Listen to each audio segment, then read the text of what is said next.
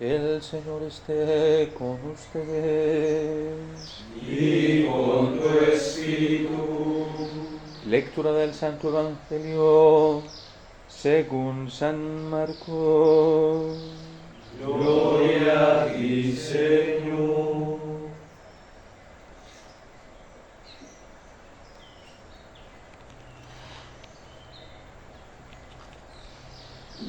Después de que arrestaron a Juan el Bautista, Jesús se fue a Galilea para predicar el Evangelio de Dios y decía: se ha cumplido el tiempo y el reino de Dios ya está cerca. Arrepiéntanse y crean en el Evangelio. Caminaba Jesús por la orilla del lago de Galilea cuando vio a Simón y a su hermano Andrés echando las redes en el lago, pues eran pescadores. Jesús les dijo: síganme y haré de ustedes pescadores de hombres. Inmediatamente dejaron las redes y lo siguieron. Un poco más adelante vio a Santiago y a Juan, hijos de Zebedeo, que estaban en una barca remendando sus redes. Los llamó y ellos, dejando en la barca a su padre con los trabajadores, se fueron con Jesús. Palabra del Señor. Gloria a ti, Señor Jesús.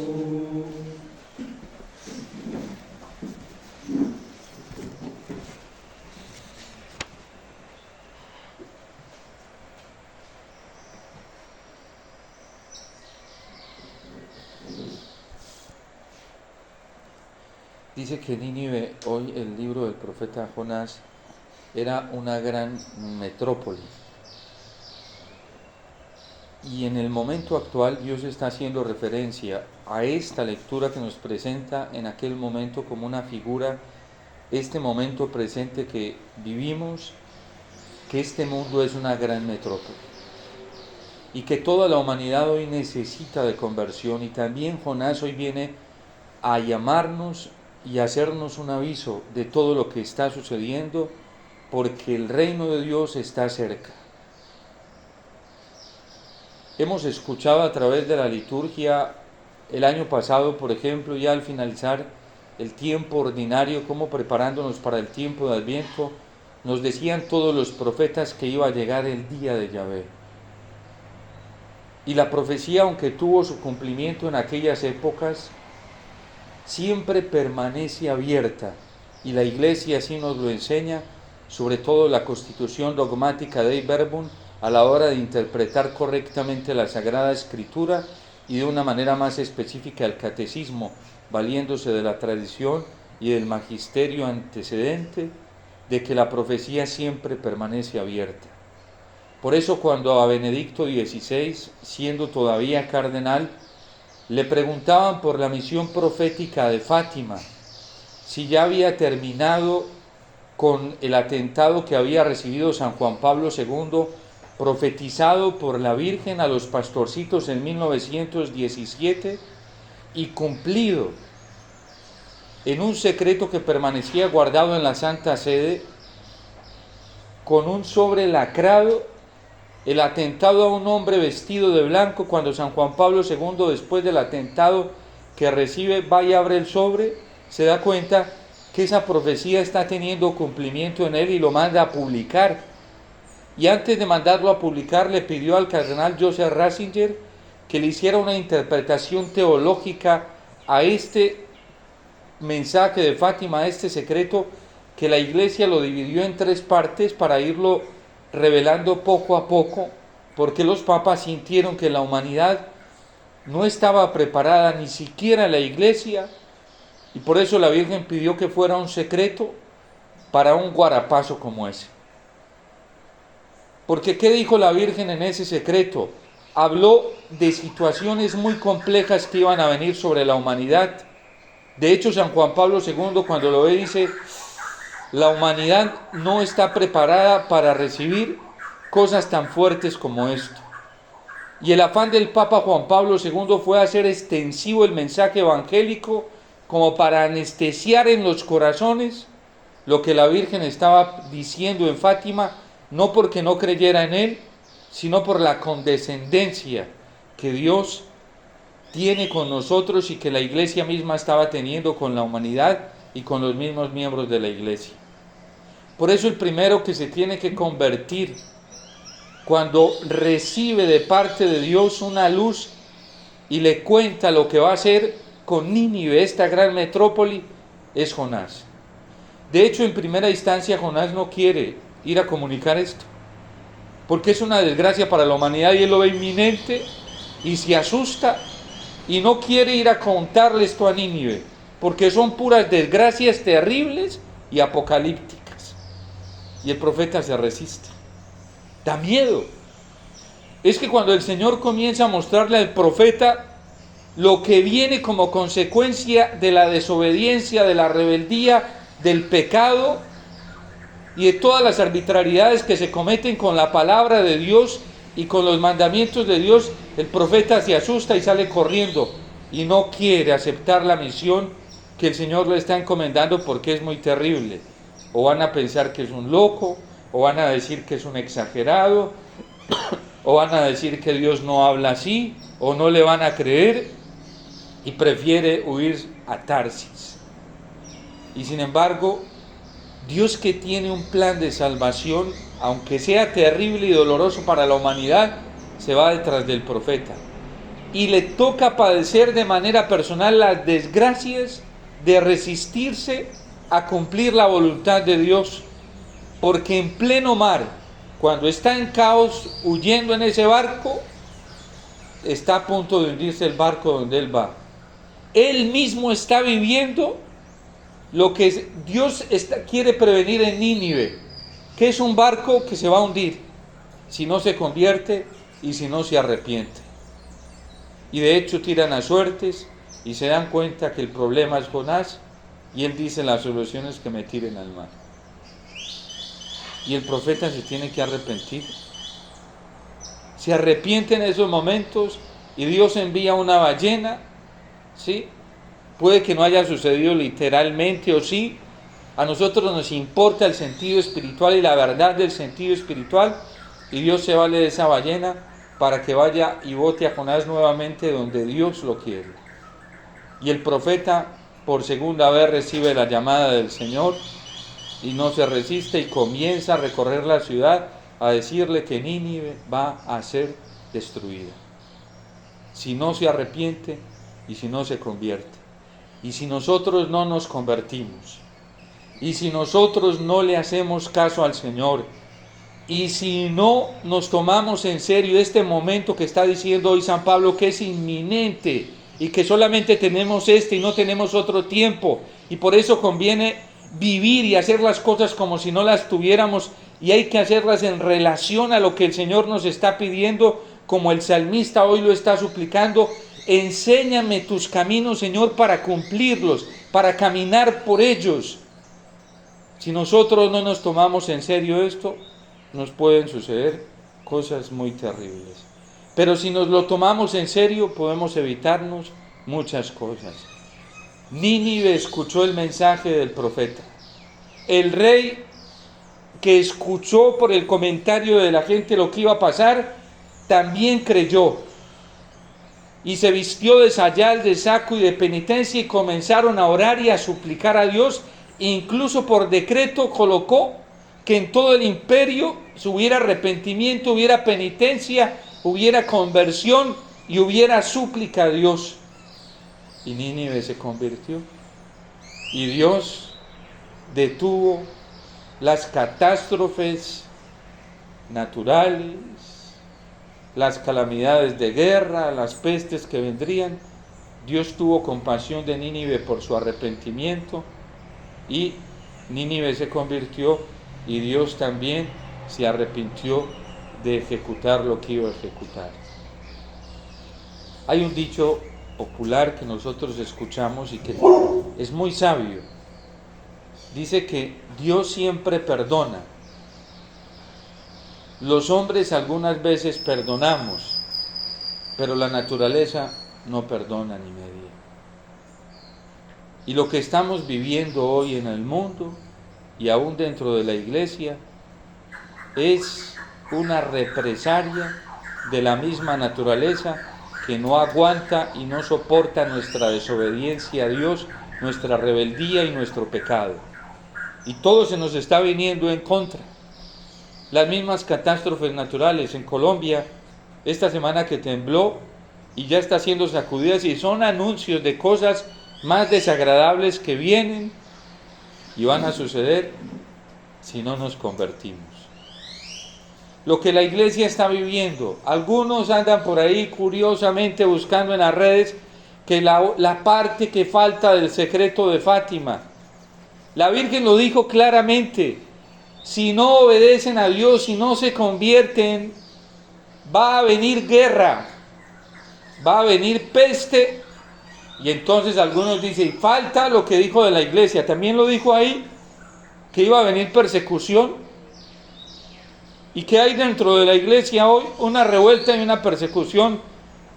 Akita, Japón, cuando la Virgen se apareció, y hablo de esto porque es un mensaje aprobado por la iglesia, la congregación de la doctrina de la fe, en aquel momento revisó ese mensaje y dijo, está acorde con la palabra de Dios, con el magisterio y la tradición de la iglesia. Así esto le sofoque a muchos de la jerarquía, pero lo dijo la Virgen y la iglesia dijo que eso era cierto. Dijo que iba a venir un castigo peor que el diluvio y que llegarían tiempos en la iglesia en que los sacerdotes que amaran el corazón de la Virgen iban a ser perseguidos por sus mismos hermanos sacerdotes y que iba a haber cardenales contra cardenales. ¿No lo estamos viendo hoy? Obispos contra obispos, sacerdotes contra sacerdotes. Y lo más tremendo hoy es que en la iglesia la persecución está dentro de nosotros mismos. Porque si alguien quiere ser fiel a la palabra de Dios, por eso Jonás no quería aceptar el llamado de Dios, porque sabía que esto traía consecuencias. Hoy ponerse de parte de la verdad trae consecuencias muy serias. Y no de afuera. La gente de afuera no tiene problema con nosotros, ¿sí? Yo tengo amigos que son ateos. Y dice, Omar, ¿cómo es posible que ustedes no se den cuenta de lo que está pasando? La ceguera más terrible la tenemos nosotros dentro. Y cuando se habla de la verdad, de los principios de la verdad, de la moral, de la conducta correcta que debemos vivir los cristianos, aguántese. Prepárese y pídale al Señor fortaleza, porque se le va a venir una avalancha, no de los de afuera, de los de adentro. Cardenales contra cardenales. Cardenales laxos contra cardenales que quieren ser fieles a la palabra de Dios y a la doctrina de la iglesia. Pero no lo digo yo, vuelvo y cito, y los que quieran ir a ver, no por curiosidad, sino por saber lo que la iglesia dice, vayan al mensaje de Akita, Japón, que está aprobado por la iglesia, antes de que posiblemente lo quiten de ahí como aprobado, sí, pero hay que hacerlo de una vez, ahorita que es vigente, y que no ha derogado, sí. Cardenales contra cardenales. ¿Por qué? Porque hay cardenales laxos que, como dice San Juan Pablo II en la Veritatis Splendor, en la introducción, están admitiendo ciertas cosas que socavan los principios de la moral de la iglesia. Obispos contra obispos, porque hay obispos así muy laxos también, y hay otros que quieren ser fieles. Hay sacerdotes laxos y hay otros que quieren ser fieles. Y San Juan Pablo II en la Veritatis Splendor, en la introducción, advirtió, incluso dijo que el propósito de esa encíclica era reafirmar los principios de la moral católica. Tan proféticamente lo hizo San Juan Pablo II hace más de 30 años, en esa bueno, menos de 30 años, yo creo que más de 20 años. Me perdona la exactitud porque no lo tengo en estos momentos presente, pero ahí está en la encíclica, advirtiendo cómo dentro de la iglesia, dentro de la comunidad cristiana, se han filtrado ciertas tendencias teológicas relativistas moralmente, incluso en los seminarios y en las facultades de teología católicas, en las universidades católicas. Papa fue un profeta y un valiente, y por eso le decían rigorista moral, y por eso hasta después de muerto lo quieren desacreditar, aún dentro de la iglesia. Y Benedicto XVI, que se mantuvo en esta postura, sí que le tiraron como fieras. Sí.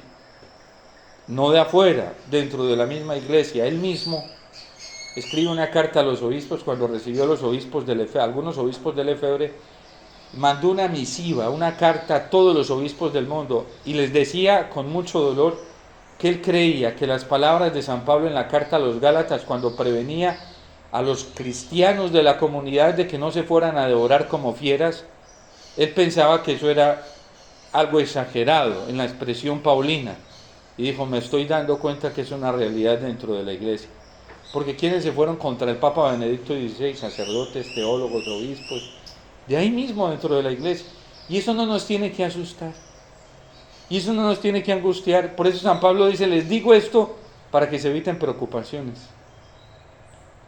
Vivan para Dios y ya. Vivan siendo fieles al Señor. Hoy, por ejemplo, los sacerdotes que hablen de estas cosas ya les tienen no solamente el ojo puesto, sino las comisiones puestas, ¿sí?, para expurgarlos y a ver cómo los desacreditan. Pero bueno, hay que vivir de cara al Señor, solo de cara a Él y de cara a la iglesia. Y San Juan Pablo II advertía en esta encíclica cómo dentro de la comunidad cristiana se iba hablando del mal como si fuera bueno. En Colombia lo vivimos, ya lo sabemos. Es obvio, así queramos o no queramos aceptar que hay católicos que han dejado corromper su corazón y comenzaron a promulgar el mal como bien. Hoy algunos se rasgan las vestiduras con este tema que está saliendo de si las uniones homosexuales se pueden bendecir o no, y hasta en Colombia. Y algunos católicos que hablan en contra de esto en Colombia, cuando vinieron las elecciones no les importó decir que el matrimonio igualitario sí era permitido. Más grave aún, no fue uniones, fue matrimonios. Aprobaron el matrimonio igualitario dando un voto libre, voluntario y consciente por alguien que proponía el matrimonio obligatorio. Más grave aún, San Juan Pablo II ya lo había advertido en esa encíclica Veritatis Splendor, cómo se estaban socavando los principios y se estaba invirtiendo en la mentalidad y en los criterios de los cristianos la forma de ver la moral cristiana. ¿Qué dice el catecismo? Que a las personas con tendencia homosexual hay que abrazarlas como hijos de Dios, hay que acogerlas porque son hijos de Dios. No hay que discriminarlas porque son hijos de Dios, pero no hay que aceptarles la promoción de una conducta que es desordenada en sí misma. Hay que invitarlos a vivir en la castidad y en la santidad. De hecho, estas personas, cuando abrazan el camino del Señor que está pidiendo el salmista, se santifican de una forma extraordinaria. Y quién sabe cuántos santos en la iglesia canonizados no tenemos que tuvieron esta tendencia, pero se dedicaron a vivir fielmente los mandamientos del Señor y tienen más mérito y oportunidad de vivir santamente.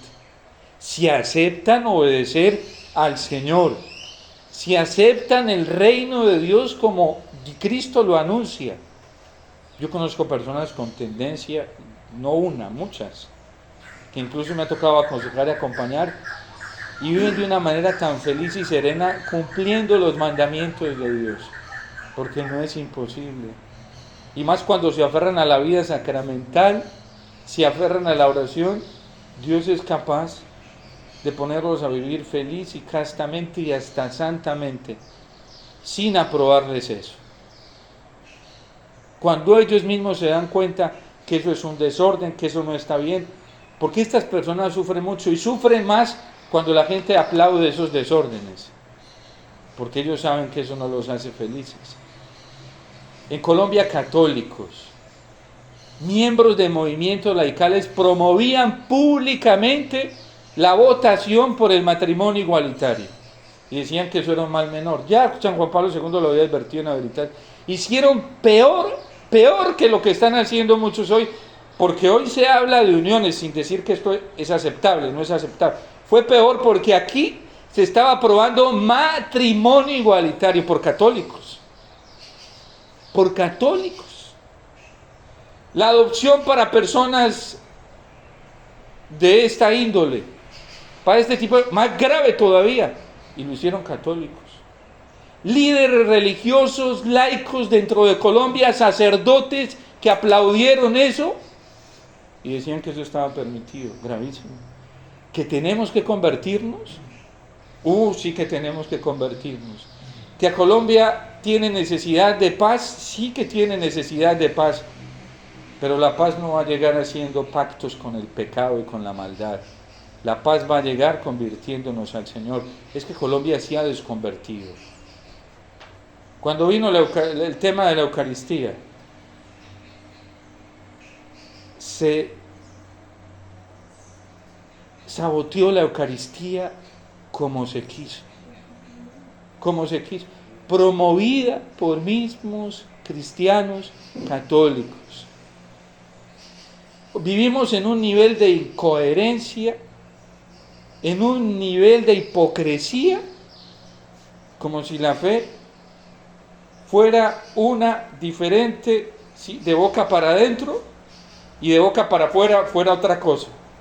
Porque así católicos que estamos viviendo nuestra fe, de boca para adentro vivimos la fe de una manera y de boca para afuera de otra, como si la fe estuviera dividida. Es la misma, tiene que ser la misma de boca para adentro, la misma que de boca para afuera. De ahí tenemos los mártires que eran tan coherentes, de boca para adentro y de boca para afuera, porque era lo mismo. No, cuando estemos aquí no hablemos de esto, cuando estemos allí tampoco hablemos de esto. ¿Quién dijo que la fe es así? Eso es hipocresía. ¿Cómo voy a hacer división entre lo que pienso acerca de Dios internamente y lo que pienso de Dios externamente?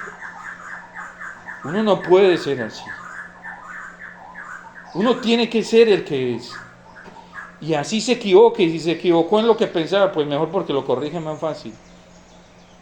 Uno debe tenerle más miedo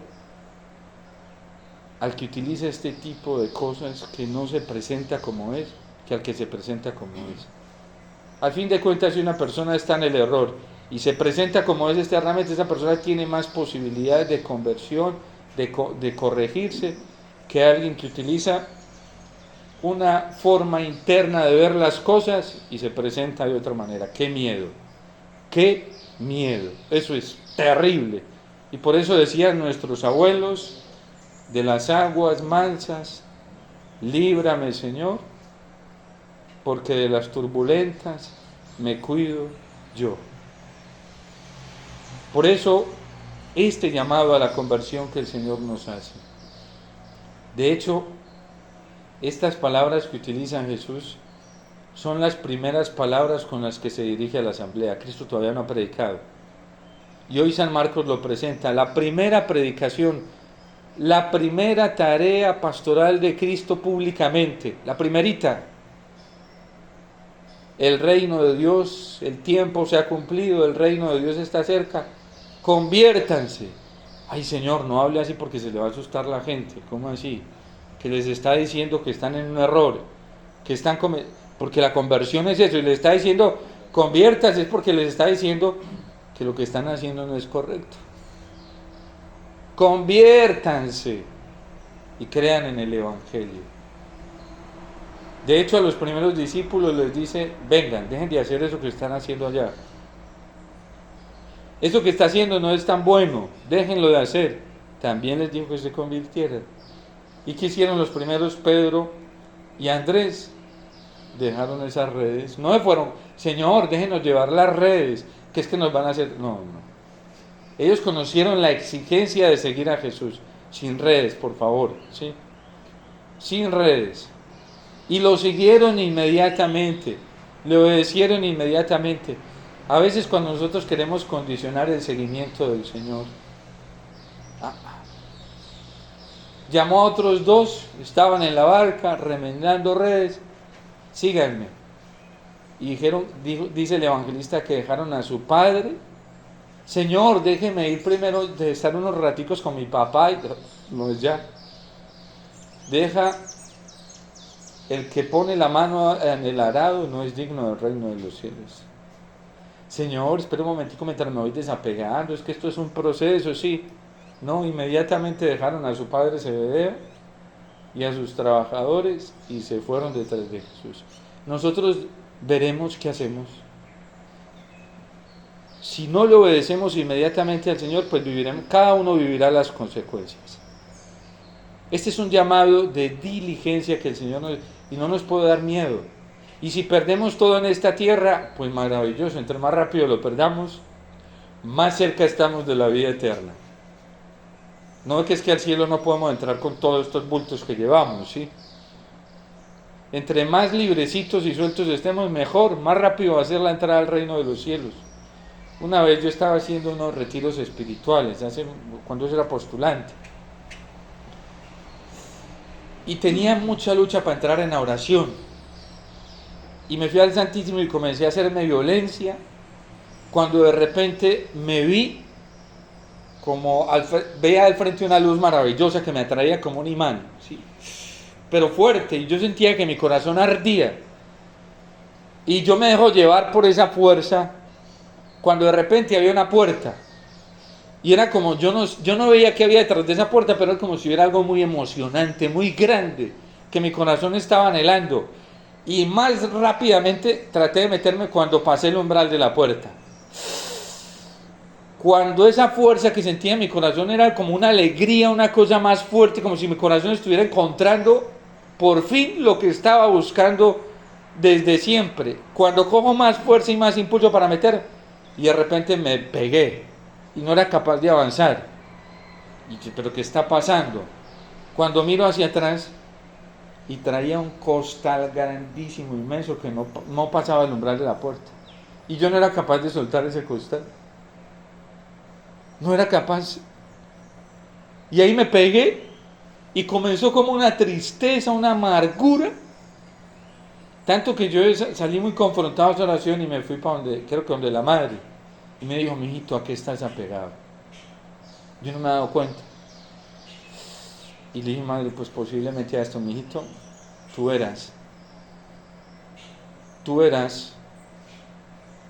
decides, si quieres te vas para allá de una vez. Ella era así. Y yo no, entonces suelta ese viaje, porque si no, no vas a poder avanzar. Y solo ahí cuando ella me confrontó, me dijo, decide, o tomas eso, o coges al Señor. Y no era nada pecaminoso, era algo bueno. Y si quieres, me dijo, y si quieres te vas de una vez. Yo, esto es en serio. Yo no, yo suelto este bulto. Yo sigo acá, madre. Y ahí descansé. Nosotros no podemos apegarnos, por eso San Pablo lo dice en la carta a los Corintios. A nada, ni amistades, ni apreciaciones, ni a estímulos humanos, nada. Por seguir al Señor, seguir en la verdad. Y si no nos quieren, pues no importa, nosotros nos mandaron a querer y amar, no a esperar amor de nadie, a darlo. Todo lo contrario, nos llamaron, fue a darlo. Amemos y amemos con el amor del Señor. No esperemos nada a cambio, porque a veces por estímulos humanos nos vamos vendiendo y por miedo a que nos dejen solos, ay sí, le decimos sí a todo, sí. Y no nos damos cuenta que nos estamos hundiendo. No, este es un tiempo de pararnos, determinarnos. Santa Teresa, que es una heroica, habla de una determinada determinación. Y cuando ella se determinó por el Señor, ¿qué le tocó vivir? Persecución, contradicciones. San Juan de la Cruz apenas se determinó por el Señor, ¿qué le tocó vivir? Persecución. A Santa Teresa de Jesús no, la misma iglesia. Lo que hoy se llama dicasterio, para la doctrina de la fe en ese tiempo se llamaba el Santo Oficio.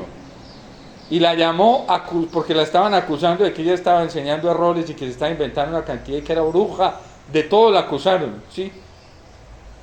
Y entonces la sienta allá, la misma jerarquía la sentó y le dijo, a ver, y ella les dice, a ver, le dice al notario, escriba bien claro, porque lo voy a decir todo bien claro. Cuando las ollas se destapan, dejan de borbollar. ¿Qué no les gustaba de Santa Teresa de Jesús?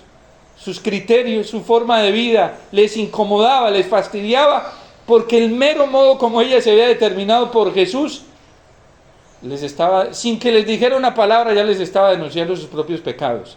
A muchos de ellos que vivían incoherentemente, pues ahora lo voy a decir con la palabra, las incoherencias que están viviendo. Y no nos gusta.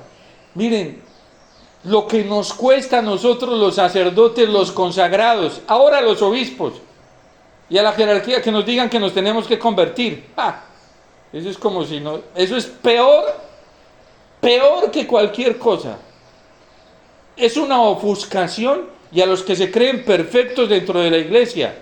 Hay laicos que se creen tan perfectos que ni les diga, no, usted solamente tiene que decirles que bien lo haces, no, mejor dicho, todo el cielo se está doblegando por ti, lo que tú haces no lo sabe hacer nadie, ni Cristo es capaz de hacer lo que tú haces. Es que como tú predicas y tú enseñas,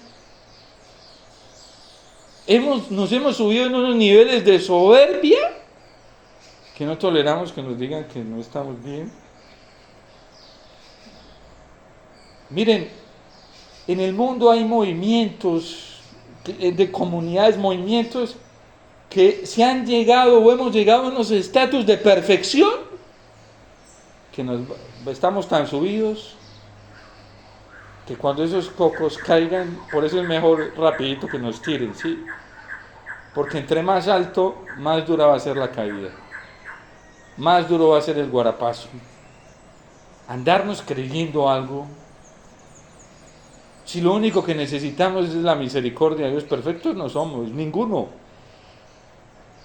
La prueba más alta de que todavía no estamos purificados y que no estamos viviendo perfectamente es que estamos aquí en esta tierra. Miren, Santa Teresita del Niño Jesús se la cogió en serio, y el Señor 24 añitos dijo, este fruto, esta tierra ya está produciendo mucho fruto, me la va a traer aquí para que produzca al 100%, 24 añitos. Los santos que se la cogían en serio, Señor, venga, esta tierra me la traigo para acá, porque acá me va a producir más fruto. Nosotros todavía no. Yo soy el primero, necesitados de la purificación, necesitados de conversión. ¿Cuánto bien nos hacen estas palabras del Señor? Tan alentadoras, tan ricas, tan profundas. Omar, conviértete. Qué bueno, Señor, gracias, que me iluminas. Y por eso tendría que decir como el salmista, muéstrame tus caminos, Señor, y tendría que orar insistentemente para pedirle al Señor que me muestre sus caminos, aprovechar la Eucaristía y suplicarle, muéstrame tus caminos. Esto debería ser lo que yo debería estar haciendo y todos deberíamos estar haciendo, pidiéndole al Señor, no andar por ahí en enred, con gente que le gusta enredar y manipular conciencias. Predicadores por ahí que hay de todo, ¿sí? Pero enredadores hasta donde no más. Lo que necesitamos es conversión y punto. No necesitamos otra cosa. ¿Para qué dejarnos enredar por ahí? El bien que se le hace a un alma cuando se le dice que necesita volver a Dios es inmenso. Porque qué mejor regalo podemos encontrarnos nosotros en el camino que a Dios, que volver a Él. Y por eso la Virgen en Fátima fue muy clara. Y por eso Benedicto XVI decía que la misión profética de Fátima no había terminado. Así ya hubiera muerto San Juan Pablo II, así él haya muerto, no ha terminado. ¿Qué dijo la Virgen en Fátima? Sencillo, el tiempo se ha cumplido. No están haciendo las cosas bien. Si no se convierten, va a venir destrucción, va a venir guerra, va a venir peste y persecución. Si se convierten, vendrá la paz y al final mi corazón inmaculado triunfará. Pero si no obedecen y vuelven a Dios y dejan de ofender lo que ya está siendo muy ofendido, van a venir consecuencias terribles. 1917, 1939 estalló la Segunda Guerra Mundial. ¿Por qué? ¿Por qué serían? ¿Porque se le hizo caso a la Virgen? No. A la Virgen no se le hizo caso. Y de hecho, miren, analicen a los que hablan de Fátima, a ver si hablan de estas cosas. Hablan de todo el mensaje de Fátima, pero no hablan de lo esencial, que fue el llamado a la conversión que vino a traer Fátima. Ay, sí, el milagro del sol, y se quedan ahí. Ay, ¿no ve que Dios hizo un signo externo del sol que lo vio todo el mundo como si se hubiera metido en la tierra? Hasta reporteros y todo. ¿Pero para qué lo hizo? Para decirnos que era en serio lo que Él nos estaba diciendo. Colombia no estaría viviendo lo que está viviendo si fuéramos fieles al Señor. De hecho, la culpa de que tengamos un desastre político hoy es de la infidelidad de muchos de nosotros los católicos. Porque no era para menos. Es culpa nuestra por haber elegido el mal menor, por haber votado por gente que promueve cosas en contra de la naturaleza humana, matrimonio igualitario, adopción para personas del mismo sexo, legalización de la droga. Miren cómo están los jóvenes hoy, hasta los niños consumiendo hasta los topes. Ya la coca que se cultiva acá ya no les hace nada. Ya están trayendo otro tipo de droga artificial, más fuerte. Ay, no votamos los católicos, no metimos la mano diciendo, sí, queremos eso, aplauso, que venga eso. Y después, ¿cómo nos quejamos? Conversión es lo que necesitamos. El aborto. Espíritus de muerte. ¿Por qué hay tanta gente depresiva con intentos de suicidio? Porque votamos por eso y promovimos eso.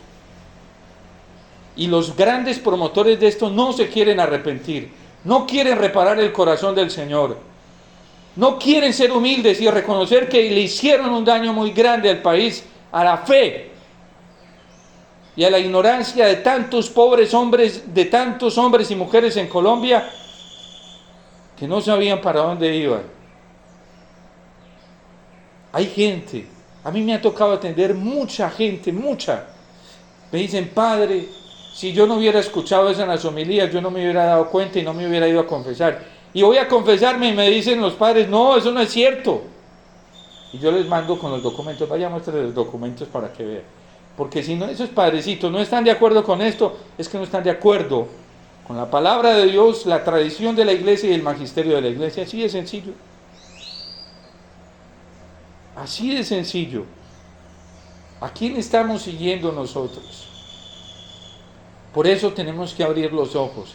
El tiempo es inminente. El tiempo se ha cumplido. Es hora de escuchar al Señor que nos dice a través de Jonás, Nínive será destruida. Pero también es hora de vivir con lo que tenemos como si no lo tuviéramos y volver a Dios y pedirle como el salmista hoy al Señor, Señor, enséñame tus caminos, instrúyeme en tus sendas, haz que camine con lealtad, con obediencia, enséñame porque tú eres mi Dios y Salvador.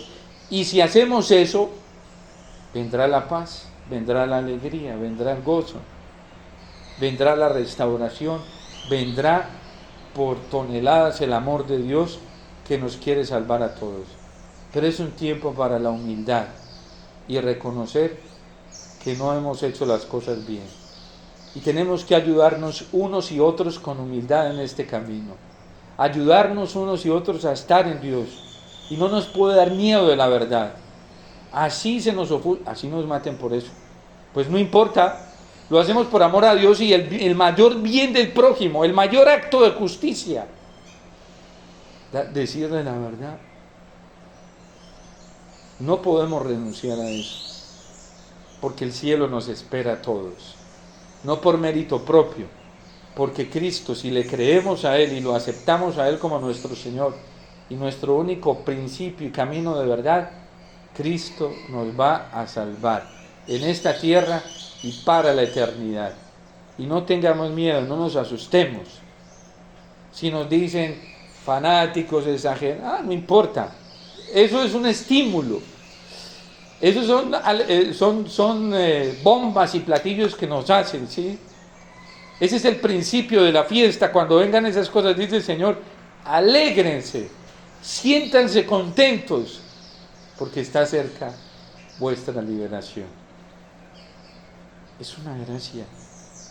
Ojalá Dios nos concediera esa gracia de padecer por Él, por la verdad, y ojalá nosotros le creyéramos para que nos aventuráramos en un camino de plenitud y gozo al lado del Señor, viendo su respaldo y su compañía, y no solo la de Él. Imaginen los millares y millares de amigos que tenemos en el cielo, que nosotros creemos en la comunión de los santos, lo vamos a decir ahorita en el credo. Esos amigos son muy buenos, y esos amigos hay que tenerlos a nuestro favor, ¿sí? Porque esos tienen mucho poder allá en el cielo, tienen de todo, de todo.